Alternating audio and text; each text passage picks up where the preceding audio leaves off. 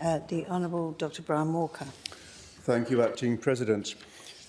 I have no intention of spending a long time speaking to you about this, because this is a motion, I think, of absolute common sense. It is our duty to do what we can to prepare our state, the people in the state and the state itself, for any unforeseen emergencies. And it's also very clear that, looking at point A here, the increasing prevalence of natural disasters in Western Australia is nothing but a fact. We do, in fact, have climate change already occurring, and people can protest all they will as to the origins. It matters not. The fact is that we do have an altered climate, and there will be consequences that need to be met. And so part of our duty needs to be to assess what actually is the risk, where is the risk, what kind of the risk.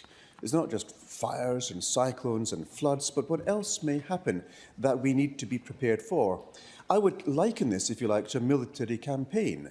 It's all very well having the soldiers on the ground, but if you haven't got actually a strategy for dealing with the problem you're facing, they are going to be annihilated.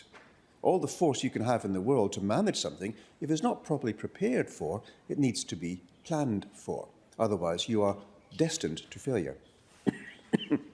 So, this leads on to point B, the capability of our government. It goes on for non-government organisations and the private sector, and our resilience. Now, I would extend this to the individual, because part of the problems we're seeing here is this concept that the government is going to do something, the government must do something. Or we can blame the big companies must make a change, when in fact it's also incumbent upon the individuals to be resilient, to develop resilience.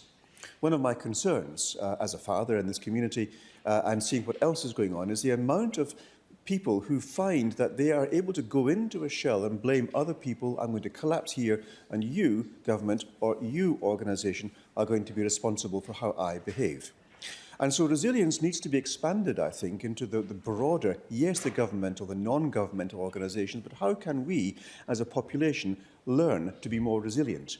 I look back at the history, for example, of our veterans at Gallipoli and how they were resilient in the face of great hardship, and how could we hold a candle to that approach to life? I don't think we can. We have lost that to some degree.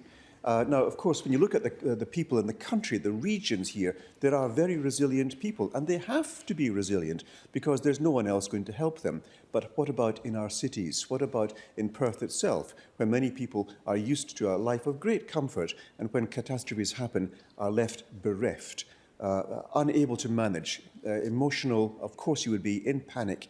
How do you develop resilience? How do you prepare to stand up in the face of natural disasters? And then it goes on to the current model of recovery delivery in Western Australia. And we see, they're eloquently put here by my colleague, the Honourable Colin de Grassa, about how we need to work together to coordinate the responses to this. It's all very well dealing with the emergency as it happens, but what happens after that? We have seen that with the floods over East, when people a year later are still waiting for some measure of recovery because nothing has been done, nothing's been planned, and this intergovernmental, interorganisational inability to actually cooperate. The information simply is lacking.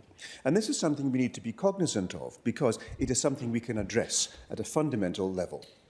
And the last part here is also the outcome, the recommendations that we could make to improve Western Australia's resilience to natural disasters now and into the future.